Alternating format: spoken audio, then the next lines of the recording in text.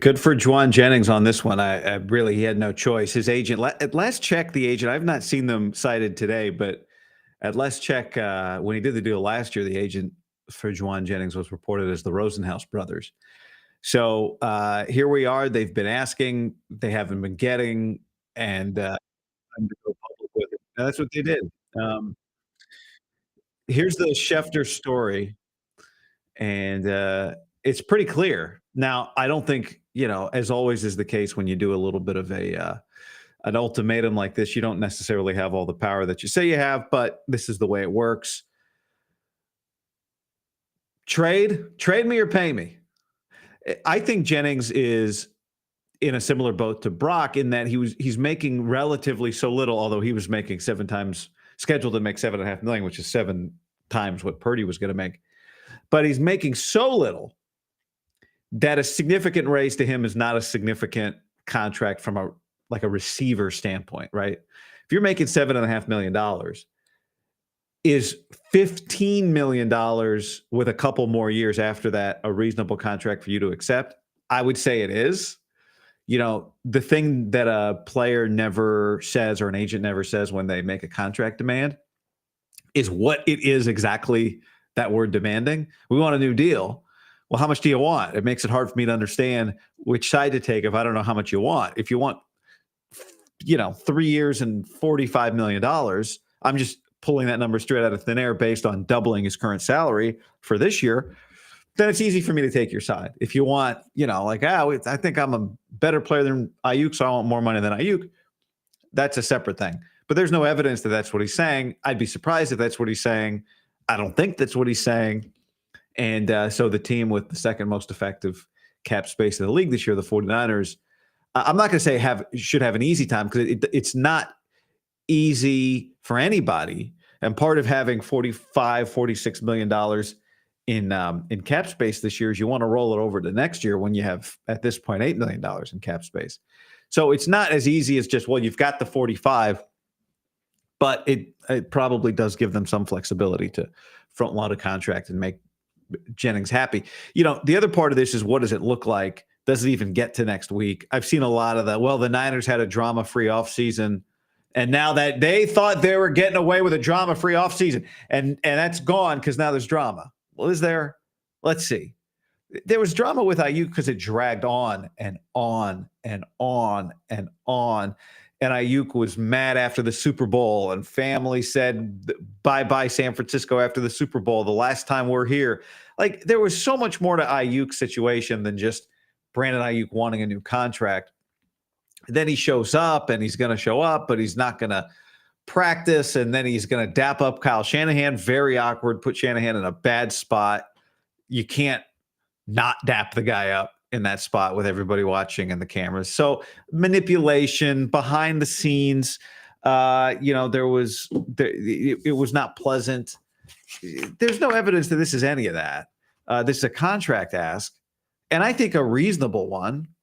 And I'm guessing one that he asked for, he didn't just ask for this today. He's been trying to get he would have loved to have gotten it done a month ago. The Niners do have, the Fred Warner situation. Linebacker doesn't get paid by like receivers. Easier deal to do. George Kittle, tight ends don't get paid like receivers. Easier deal to do. Jennings is a receiver, but he's a receiver that was making $7.5 million. And, at this point, you're not going to say to say he's their go-to receiver right now is technically true because he's by far their most proven and healthy wide receiver. But, new dad McCaffrey, Kittle. So it gets it's a little gray because the Niners throw the ball so much to non quote unquote receivers. But he's got a lot of leverage here, not enough to demand a trade. Our guy Benny, Big Benny guy here on the show, as everybody probably is. Why are they Big Benny guys? Because he plays his ass off. He produces. We mentioned this watching him at mini camp OTAs. Like, he practiced really hard. You don't want to pay him like a number one because he's not a number one. The argument, well, you don't have a number one, so I'm the number one, so pay me like a number one. That argument doesn't track. But we have no evidence that he's asking to be paid like a number one. Right. So I think it's more likely than not that this ends up in a comfortable place. I don't. This isn't Drew Rosen. This is Drew Rosenhaus but this is not Drew Rosenhaus and T.O. in Drew's troublemaking prime. My guess is these guys just want to get paid. Looking at the live poll, because this is a live stream. Hey, everybody. Guy here. Hit that like button, subscribe to the channel. 85% of respondents say pay him, which, of course, it's easy for me to say it. It's easy for you to say it. You don't know what the money is yet, but I'm going to guess it's reasonable, and I'm going to guess there's a reasonable conclusion to this, and I'm going to say it's more likely than not that this is not the Ayuk situation for a variety of reasons. And it's not just that Ayuk, had a better argument that he's a number one, even though we could debate that.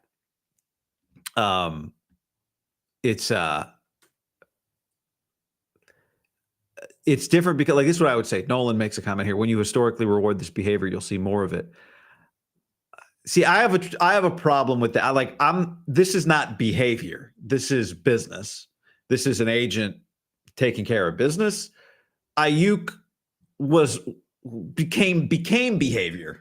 Let's see how Jennings conducts himself. But to this point, he has not conducted himself the way Ayuk did. He has not been pissy after the Super Bowl publicly.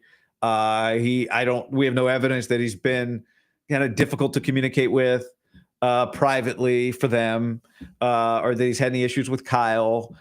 He showed up and practiced his ass off at the last team gathering.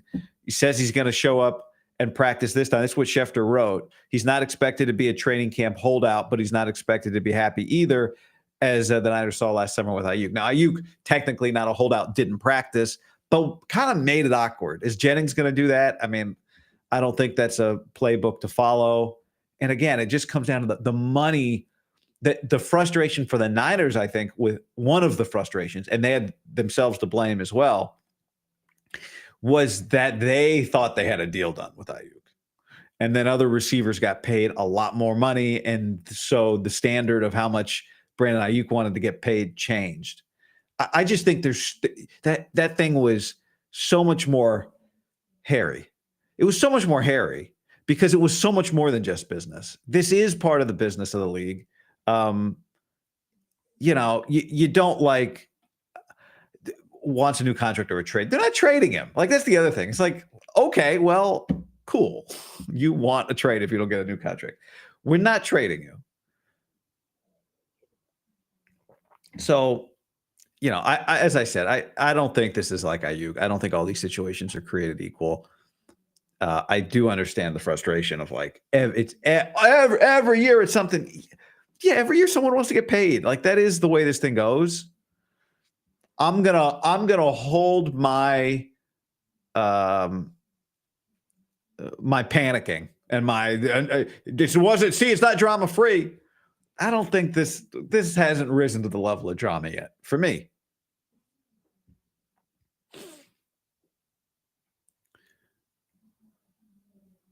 Tom says JJ's a solid number 3 or number 2. And my guess is Drew Rosenhaus, his brother, is it Jason? Is his brother? These guys are not, they are,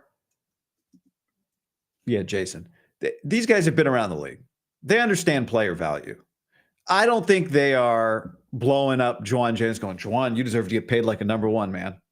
I doubt that's what's happening here. They see a window. They see leverage. They see an opportunity, as they should. And they see a player who's in the final. Every guy ever in the final year of his contract. No one who plays on the final year of their contract.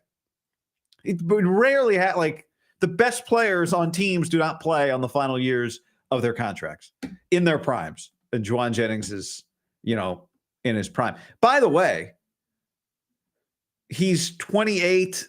He just turned 28 4 days ago. Happy birthday to Benny. He just turned 28 4 days ago. There is a world where this works in the 49ers' favor, and the 49ers have to understand that too, right? If, and it's a big if, but if Jauan Jennings would accept a salary that doubles his current salary and gives him another year or maybe 2 more years of guaranteed money, so say he gets getting 15 this year, what is he? We just talked about it. Like he was almost 1,000 yards, should have been 1,000-yard receiver last year. He's the only healthy, proven receiver who's we know for sure available for week 1. So he's healthy, he's proven, he's not facing a suspension.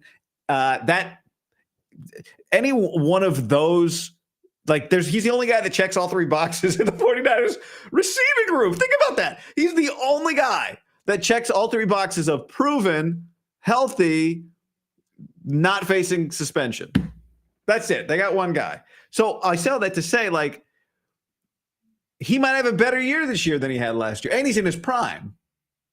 So there is a world where if, and again, big if, he's willing to take a doubling of his salary, which is significant life-changing salary concession.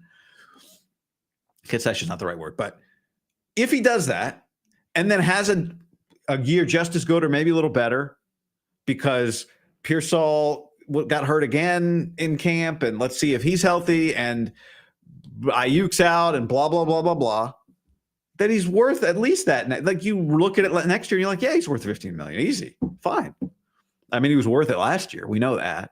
So then you enter a world where he's in the final year. He's a free agent. And now what? How much does he cost? Were you not going to bring him back?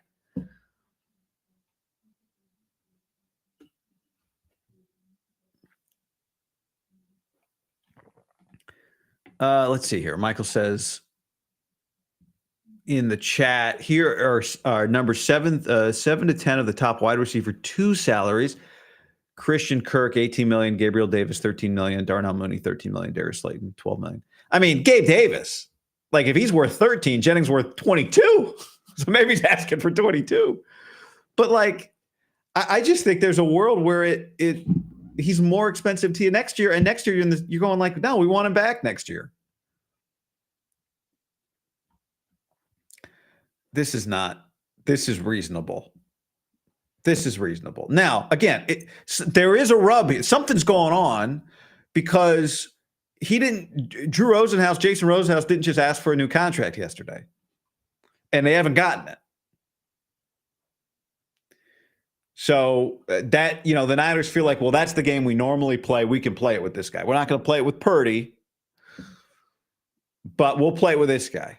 This guy's not going to act like Ayuk, which is why Ayuk act like Ayuk, right? He's like, well, I have to act this way if I want a resolution.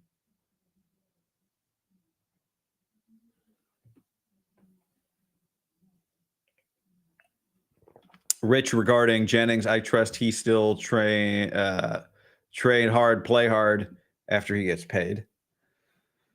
He was the only weapon in the Super Bowl. I mean, yeah, he was almost the Super Bowl MVP. Comment, these guys signed a contract already. You signed it. Play for what you signed. Any position, the NFL needs to fix the guaranteed money and start forcing the contracts to be finished. Yeah, I mean, or they could guarantee money.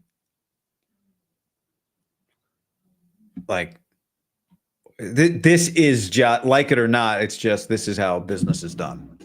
The teams do business understanding it. The teams sign contracts understanding it. The players, agents do deals knowing we're not actually going to live out the full life of this deal. We're going to have to renegotiate it and blah, blah, blah.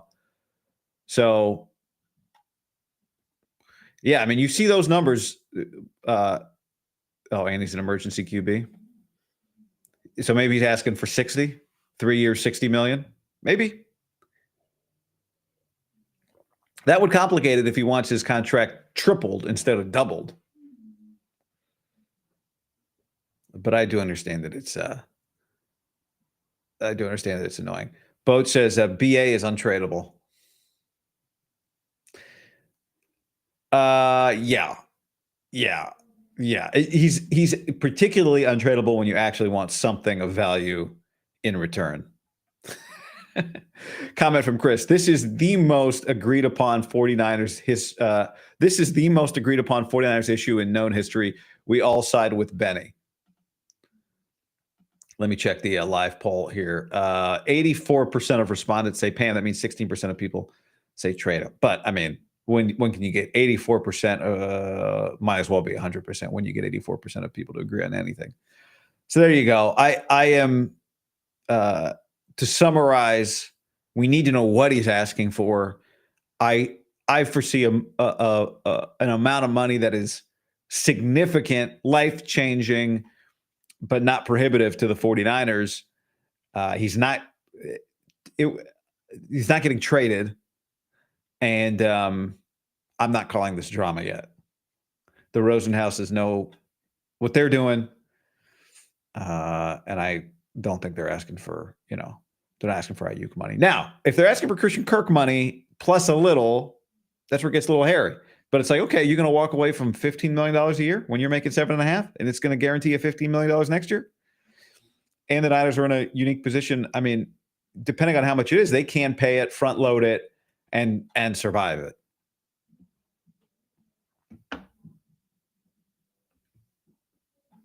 So there you go.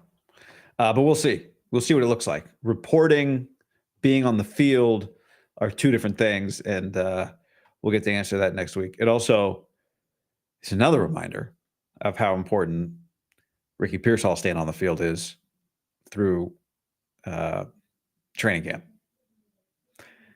He ended. Now, they said by this time he'll be healthy. We'll see. That's another one. We'll probably get some sort of Ayuk update next week. So that's another one. Demarcus Robinson suspension. That's another one. It's when you really think about it, as big of a question as what's Jennings' contract situation going to be, the drama is not Jennings asking for a new contract. The drama is the entire 49ers receiver room.